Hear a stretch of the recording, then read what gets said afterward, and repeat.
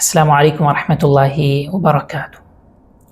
آج ہم ایک ایسی خاص دعا سیکھنے جا رہے ہیں جو نبی صلی اللہ علیہ وسلم کے معمول میں شامل تھی، اور وہ دعا قرآن مجید میں بھی موجود ہے۔ صحیح بخاری حدیث نمبر 6389 میں انس رضی اللہ تعالیٰ عنہ بیان کرتے ہیں کہ نبی صلی اللہ علیہ وسلم اکثر یہ دعا کیا کرتے تھے۔ اور اسی طرح سنن ابی داؤد کے اندر حدیث مبارکہ ہے کہ نبی صلی اللہ علیہ وسلم رکن یمانی اور حجر اسود کے درمیان بھی یہ دعا پڑھا کرتے تھے۔ اب یہ بہت خاص دعا ہے، نبی صلی اللہ علیہ وسلم کا کثرت سے معمول ہے، قرآن مجید میں یہ دعا موجود ہے، اور اگر ہم معاشرے کو دیکھیں تو مجھے لگتا ہے کہ ہر شخص کو یہ دعا آتی ہے، لیکن ہم اس دعا کو بڑا ہی معمولی سمجھتے ہیں۔ پہلی بات تو یہ ہے کہ اس دعا کے ذریعے ہم رب سے مانگتے نہیں ہیں، اور اگر مانگتے ہیں تو بڑا ہی نارملی انداز میں ہم دعا پڑھ رہے ہوتے ہیں یہ والی۔ اب وہ دعا کون سی ہے؟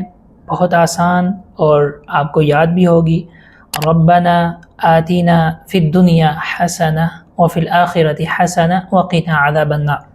یہ سورہ البقرہ آیت نمبر 201 ہے، صحیح بخاری میں موجود ہے، اسی طرح سنن ابی داؤد میں نبی صلی اللہ علیہ وسلم کی اس سنت مبارکہ کا تذکرہ موجود ہے۔ اب اس دعا میں خاص بات کیا ہے؟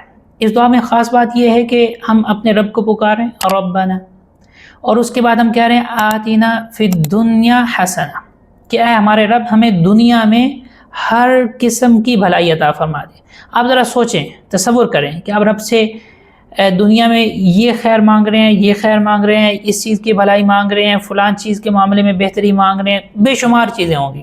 اب کتنی چیزوں کا آپ تذکرہ کریں گے، اور کتنی دعاؤں میں کتنی چیزوں کا تذکرہ آپ بھول جائیں گے، لیکن جب یہ دعا مانگیں گے ربنا آتنا فی الدنیا حسنہ، تو ہر قسم کی بھلائی جو دنیا میں آپ کے لیے ممکن ہو سکتی ہے تو آپ وہ اللہ رب العزت سے مانگ رہے ہیں۔ وفی الآخرۃ حسنہ، صرف دنیا ہی نہیں مانگنی، اسلام ہمیں یہ سکھاتا ہے کہ ہمارے لیے یہ جو دنیا یہ تو عارضی ہے، آخرت وہ حقیقی ہے، حقیقی زندگی، ہمیشہ رہنے والی زندگی۔ تو دنیا کی بھلائی بھی مانگنی ہے، اور آخرت میں بھی ہر قسم کی بھلائی مانگنی ہے۔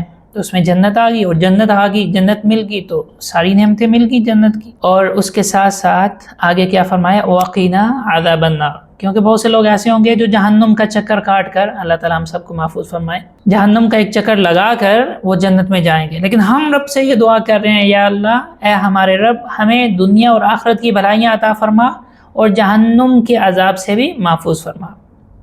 تو ہر وہ شر، ہر وہ نقصان، ہر وہ تکلیف جو دنیا اور آخرت میں ہمارے ذہن میں آ سکتی ہے، اس سے بچاؤ کی دعا، اور ہر وہ بھلائی، ہر وہ خیر، ہر وہ فائدہ جو دنیا اور آخرت میں ہمارے لیے ممکن ہو سکتا ہے وہ ہم رب سے مانگ رہے ہیں۔ تو کتنی بڑی چیز ہے، کتنی عظیم دعا ہے کہ جس کے متعلق ہم غفلت، کوتاہی کا شکار ہیں۔